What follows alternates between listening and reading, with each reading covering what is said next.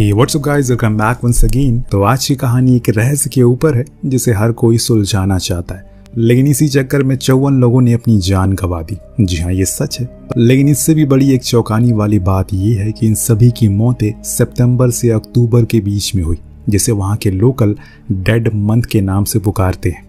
पर इसके पीछे क्या राज है, चलिए पता लगाते हैं। एवरेस्ट और मैरी नाम के एक कपल अपनी एनिवर्सरी को सेलिब्रेट करने के लिए इस जंगल में आए, क्योंकि मैरी को कैंपिंग करने का बेहद शौक है। इसीलिए एवरेस्ट उसे इस जगह पर लेकर आया। और मैं आपको बता दूं कि आज तारीख है 7 सितंबर। खैर, यहाँ मैरी को जंगल के बीच में ग्रीन लॉकेट मिलता है, जो उसे इतना पसंद आया कि उसने उसे अपने गले में पहन लिया, बिना ये सोचे कि अंजाम इसका क्या होगा। वो बहुत खुश थी। अब डिनर के बाद एवरेस्ट स्मोक करने के लिए बाहर जाता है। इस दौरान उसे थोड़ी दूरी पर एक चमक सी दिखाई देती है, जिसे पता लगाने के लिए वो उसके करीब गया तो देखा कि वहाँ कुछ अजीब सी चीजें आपस में बातें कर रही हैं, जो देख एवरेस्ट की तो पैंट गीली हो गई और इसी चक्कर में उसे हल्की सी आवाज भी निकल गई। इसीलिए वो फौरन भागकर अपने कॉटेज के पास गया कि तभी उसे वहाँ मैरी दिखी, जो कि बड़े ही अजीब तरीके से रो रही थी। पर इससे भी अजीब ये था कि वो बार बार ये कह रही है कि वो मेरे अंदर है, वो मेरे अंदर है, जो सुन एवरेस्ट को समझ नहीं पाता कि इतने में कोई बड़ी सी चीज जंगल के अंदर से आती और मैरी को खींच कर ले जाती है। अब इतने में वो कुछ कर पाता कि किसी अनजान चीज ने उस पर हमला कर दिया और खेल खत्म कर दिया। तो कुछ इस तरह से इस कहानी का इंट्रो था। देखते हैं आगे अब क्या होता है। कहानी हमें 10 साल बाद आगे की सीन को दिखाती है, जहां हम डॉक्टर डेनिस को देखते हैं, जो कि एक माइथोलॉजी प्रोफेसर है। यानी कि वो उन चीजों की खोज करते हैं जो अज्ञात है, या फिर उसके होने का दावा तो सभी करते हैं पर देखा किसी ने नहीं है। यहाँ वो अपने कुछ स्टूडेंट के साथ आए हैं, जिसमें से लिली भी है, जो कि एक फोटोग्राफर है, जिसे अपना एक प्रोजेक्ट पूरा करना है, इसीलिए वो उनके साथ आई है। सभी कार से फॉरेस्ट के बीच में जाते हैं। इस दौरान लिली क्रिस से कहती है कि तुम्हें इजाबेल को छोड़ देना चाहिए, क्योंकि वो तुम्हारे टाइप की नहीं है। दरअसल दोस्तों, क्रिस काफी सॉफ्ट किस्म का लड़का है, उसकी कोई बुरी आदतें नहीं है उसके अंदर। लेकिन वहीं दूसरी ओर इजाबेल, उसकी बहुत ही लॉन्ग हिस्ट्री है, जो शायद लिली को पता है, इसीलिए वो उसे वार्न कर रही है। पर क्रिस उसकी बातों पर ध्यान नहीं देता और अपना काम से काम रखता है। अब ये लोग जंगल के मिडल में बने एक कॉटेज को रेंट पर ले लेते हैं, क्योंकि इन्हें यहीं पर समय बिताना है। लेकिन कॉटेज का ओनर इन्हें चेतावनी देता है कि तुम्हें अभी यहाँ नहीं रुकना चाहिए, क्योंकि ये महीना श्रापित है, यानी कि डेड मंथ। यहाँ कुछ ऐसी चीजें होती है जो कि इंसानों की सुगंध को भाप लेती हैं। लेकिन इनमें से किसी को उसकी बातों पर यकीन नहीं था।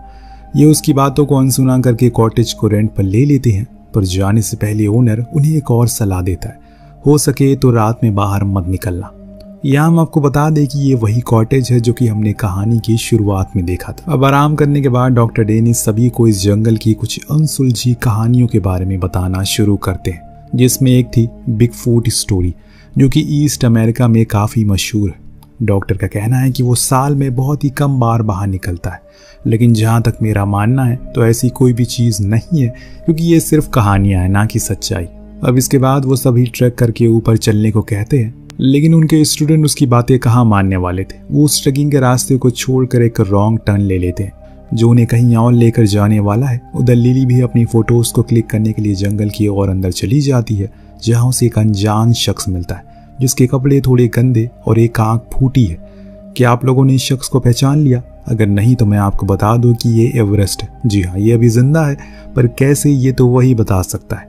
लेकिन इसकी हालत को देखकर इतना तो अंदाजा लगाया जा सकता है कि कुछ बहुत ही बुरा हुआ होगा। एवरेस्ट असल में वहां पर एक बड़े से फूड को बड़े ही गौर से देख रहा है। इतने में लिली आ गई, जिसे देखकर उसने स्कैरी वे में कहा कि तुम्हारी जैसी खूबसूरत लड़कियों को यहाँ ऐसे घने जंगल में अकेले घूमना सही नहीं है, वापस चली जाओ। लिली को वो थोड़ा पागल लगता है, इसीलिए वो अपना रास्ता बदल लेती है। तो वहीं क्रिस को एक रेयर बर्ड दिखती है, जिसका वो पीछा करने लगता है, और इसी चक्कर में वो शायद अपना रास्ता भटकने ही वाला है, ऐसा मुझे लगता है। तो वहीं जाके वो गलती से किसी जानवर की पोटी पर पैर रख देता है, लेकिन उसकी क्वांटिटी बहुत ही ज्यादा थी। ऐसा लग रहा है कि उस जानवर ने साल भर का एक ही दिन में कर दिया। अब उसका साइड में खड़ा दोस्त ओजी कहता है कि मुझे लगा कि तुमने बिगफूट की पोटी पर पैर रख दिया। ये कहकर वो खूब हंसता है। तो जैक थोड़ी दूर पर पड़े एक पत्थर पर अपना पैर साफ करने लगता है। तो शॉकिंगली उसे उसके साइड में एक इंसानी कंकाल पड़ा दिखता है, जो देख उसकी फट गई। इसीलिए उसने फौरन अपने दोस्त से कहा कि हमें पुलिस को रिपोर्ट करना चाहिए। पर ओजी का कहना था कि वो जब शाम में कॉटेज जाएंगे तब कर देंगे, अभी अपनी ट्रिप को एंजॉय करते हैं। अब दोनों के आगे बढ़ जाने के बाद इजाबेल को उस कंकाल के गले में एक ग्रीन लॉकेट दिखता है, जिसको उसने बिना सोचे समझे अपने गले में डाल लिया। क्या आपने भी इससे पहले इस ग्रीन लॉकेट को कहीं देखा है? याद करिए। सभी वापस अंधेरा होने से पहले कॉटेज में लौट आते हैं, पर यहाँ इजाबेल को एक अर्जेंट कॉल करनी थी। यहाँ ना ही नेटवर्क है और ना ही इंटरनेट, इसीलिए वो जैक से कार की मांगती है ताकि ओनर के घर जाकर वो उस कॉल को पूरा कर सके, जो कि यहाँ से 1 घंटे की दूरी पर है। वहीं दूसरी ओर ओजी और डॉक्टर डेनिस साथ में बैठे इन मिस्टीरियस के बारे में बातें डिस्कस कर रहे थे, क्योंकि ओजी को इन सब चीजों में काफी दिलचस्पी है। वो सिर्फ बिगफूट नहीं बल्कि अज्ञात चीजों के बारे में जानना चाहता, लेकिन डॉक्टर को ऐसी किसी भी चीज पर भरोसा नहीं है। वो सिर्फ बिगफूट नहीं बल्कि और भी अज्ञात चीजों के बारे में जानना चाहता है, लेकिन डॉक्टर को ऐसी किसी भी चीज पर कोई भरोसा नहीं। इतने में उसे याद आया कि आज तो उसकी एनिवर्सरी है। उसने फौरन अपनी पत्नी को विश करना होगा, और यहाँ तो सिग्नल है ही नहीं। तभी उसे सुनने में आया कि इजाबेल कार से ओनर के घर जा रही है। वो भी फौरन उसके पास गया और साथ चलने को कहा। इस बहाने उसका भी काम हो जाएगा। इधर क्रिस उस कॉटेज को एक्सप्लोर कर रहा है कि तभी उसके हाथ एक किताब लगती है, जिसे खोलने पर अंदर कुछ अजीब से क्रिएचर के स्केचेस और स्टोरियां लिखी हुई है, जिसमें यह साफ साफ दिख रहा है कि एक वेंडिगो नाम का कोई चीज किसी लेडी को एक ग्रीन लॉकेट दे रही है, और ये सब अंधेरी रात में हो रहा है। वहीं दूसरे पन्ने पर भी कुछ बना है, जो कि था बिगफूट, जो दिन के उजाले में कुछ रिचुअल को परफॉर्म कर रहा है। इसी ये साफ पता चल रहा है कि इस फॉरेस्ट में ना तो दिन में आप सुरक्षित हैं ना ही रात में। खैर, वहाँ इजाबेल मजे से कार ड्राइव कर रही है, तभी उसके सामने कुछ आ जाता है, जिसे घबराकर उसने कार को मोड़ दिया और इसी चक्कर में वो जा टकराई एक पेड़ से। और इतने में ही वहां पर एक शैडो आई, जो डॉक्टर डेनिस को अपने साथ घसीट कर ले गई। ये सब इजाबेल ने बहुत ही करीब से देखा, वो भी खुद की आंखों से, जिसे वो इतनी ज्यादा डर गई कि कार छोड़कर पैदल ही जंगल में भागने लगी, जो कि सबसे बड़ी भूल होने वाली है। लेकिन क्यों, ये आपको कुछ ही देर में पता लगेगा। इधर दूसरी ओर लिली, जो कि शावर लेने के लिए जाती है, लेकिन उसे एक शैडो बार बार परेशान कर रही है, जिसे तंग आकर उसने गेट को लॉक कर दिया। पर तभी न जाने कहां से लेकिन एवरेस्ट वॉशरूम में आ जाता है और उसे बेहोश करके अपने साथ ले जाता है। लेकिन ये सिलसिला यहाँ रुकने वाला नहीं है। इजाबेल, जो अपनी जान बचाने के लिए भाग रही थी, अचानक से वो हवा में उड़ना शुरू हो गई। शायद वो किसी के वश में है। ये भी हो सकता है कि वो सेम वही बात कह रही है जो मैरी ने कहा था कि वो मेरे अंदर है, वो मेरे अंदर है, जिसका ये साफ मतलब है कि दोनों को ही एक चीज ने अपने वश में किया था। लेकिन अब क्या, क्योंकि कॉटेज में बचे लोगों को तो अभी तक इस बारे में कुछ पता ही नहीं है। देर रात क्रिस बाहर सूसू करने के लिए जाता है, लेकिन लिली ने तो वॉशरूम को लॉक किया हुआ है और इस बारे में अभी तक किसी को पता नहीं कि वो वहां से गायब हो चुकी है। खैर, हम आते हैं क्रिस पर, जो बड़े ही आराम से टॉयलेट कर रहा है कि तभी उस पर बिगफूट ने हमला कर दिया। फिर क्या हुआ किसी को पता नहीं। उजाला होने पर हम लिली को देखते हैं, जिसे एवरेस्ट ने बंदी बनाया हुआ है। यहाँ वो उसे सॉरी कहता है क्योंकि उसका मोटिव उसे चोट पहुंचाने का नहीं, वो तो बस यहाँ पर बिगफूट से बदला लेने के लिए आया है, क्योंकि उसे ऐसा लगता है कि मैरी को उसी ने मारा है। इसीलिए वो अब लिली को एक चारे की तरह इस्तेमाल करेगा, जिसके लिए वो पूरी तरह से तैयार भी है। उधर कॉटेज के बाहर हम इजाबेल को देखते हैं, जो अभी भी खुद के काबू में नहीं है। जैक और ओजी बाहर आकर फौरन उसे डॉक्टर के बारे में पूछते हैं, पर वो कोई जवाब नहीं देती। इतने में क्रिस की चीखने की आवाज आती है, जिसको बिगफूट ने झाड़ियों में छुपा दिया। शायद वो बाद में खाने का सोच रहा होगा, लेकिन इससे पहले उसके दोस्तों ने उसे बचा लिया। लेकिन वापस आते समय इजाबेल ऊपर की ओर इशारा करती है, जहां डॉक्टर डेरिस की लाश थी, जिन्हें बड़ी ही बुरी तरह से मारकर लटका दिया गया। अब इतना सब कुछ होने के बाद सभी बेहद डर जाते हैं, पर इजाबेल कुछ बोल ही नहीं रही थी। तब क्रिस उसे बुक का जिक्र करता है, जिसमें उसे वेंडिगो के बारे में पढ़ा, जो सुन ओजी कहता है कि हाँ, ये सच है। यहाँ पर वेंडिगो नाम की भी एक सोल है, जो कि उन लोगों को अपना निशाना बनाती है जिन्होंने अपनी जिंदगी में खुद के मतलब के लिए किसी को नुकसान पहुंचाया होगा, और सिर्फ रात में ही वो निकलती है। मैंने तुम लोगों से मना किया कि ये महीना सही नहीं है यहाँ पर आने के लिए, लेकिन किसी ने मेरी बात पर यकीन नहीं किया। इस बारे में मैंने डॉक्टर डेरिस से भी बात की, पर उन्होंने मेरी सारी बातों को नकार दिया, ये कहकर ये सब फिजूल है, पर ये सच है। अब ओजी बोल ही रहा होता है कि तभी इजाबेल कुछ अजीब तरीके से रिएक्ट करने लगती है और कहती है कि वो आ रहे हैं, वो आ रहे हैं। किसी को कुछ नहीं पता कि वो करे तो करे क्या, क्योंकि इनके पास किसी भी तरह का कोई हथियार नहीं है, ना ही कोई फोन है जिसे ये मदद मांग सके। इस बीच हम लिली को देखते हैं, जिसको एवरेस्ट ने अभी भी पेड़ से बांधा हुआ है और खुद एक कोने में बैठ गया है, क्योंकि अब समय आ गया है उसके बदले का। यहाँ लिली ने उस जगह पर उसी तरह की एक और लड़की को देखा जो मरी हुई है। कुछ ही देर में अंधेरा होने को आ गया, हलचल अब बढ़ गई। लेकिन दोस्तों, यहाँ शिकार उल्टा पड़ गया, क्योंकि एवरेस्ट के ऊपर ही उन सभी ने हमला कर दिया और उसे जान से मार डाला।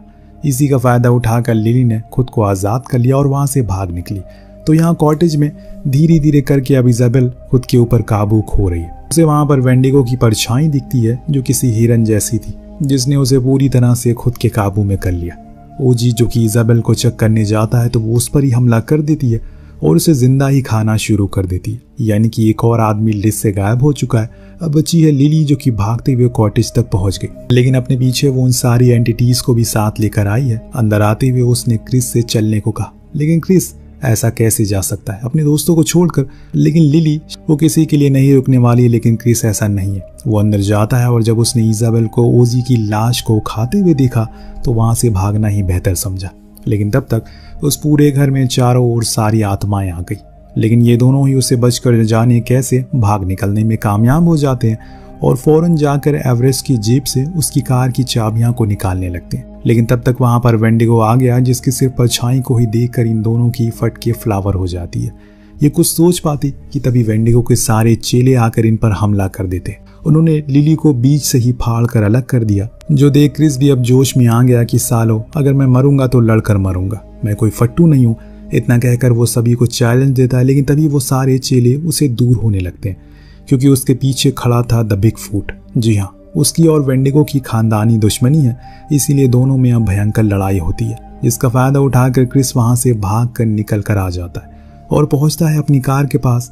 लेकिन स्टार्ट करने से पहले ही वहां पर इजाबेल उस पर हमला कर देती है, जो कि पूरी तरह से अब शैतान बन चुकी है।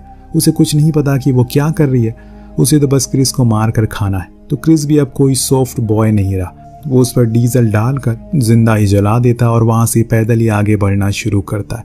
लेकिन तभी उस कार में एक और तेज धमाका होता है और यहाँ आता है इस कहानी का असली ट्विस्ट। उसी ज्वाला से निकलता है एवरेस्ट, पर अब उसके अंदर वेंडिगो है, जो क्रिस से बोलता है कि मैं हर साल यहाँ आता हूँ और न जाने कितने लोगों को मारता हूँ। सभी को लगता है कि ये बिग फूट कर रहा है, पर असल में इसके पीछे मैं हूँ, इसीलिए अब तुम भी बचकर कहीं नहीं जा पाओगे, इधर आओ। इतना सुनने के बाद ही क्रिस उसकी गर्दन उड़ा देता है, जिससे कि उसका खेल वहीं खत्म हो गया। लेकिन आत्मा तो अभी भी जिंदा है। उसने मरते हुए कहा कि मैं फिर दोबारा आऊंगा। लेकिन अभी फिलहाल क्रिस वहां से रोड पर आ गया, जहां उसे कॉटेज ओनर की कार दिखती है, जो उसे देखकर स्माइल करते हुए कहता है, हो कहा था ना मैंने कि डेड मंथ। और इसी के साथ ये कहानी यहीं खत्म हो जाती है। पर यह सिलसिला यूं ही चलता रहेगा और फिर वो शिकार बन जाएगा। इसीलिए कहते हैं कि अगर कोई कुछ कह रहा है तो उसकी बातों को ध्यान से सुनना चाहिए और किसी भी अनजान चीज को छूना नहीं चाहिए, क्योंकि हर चमकती चीज सोना नहीं होती। तो आपको कहानी कैसी लगी हमें कमेंट करके जरूर बताइएगा। मिलते हैं अगली वीडियो में। Thank you so much watching. Peace out.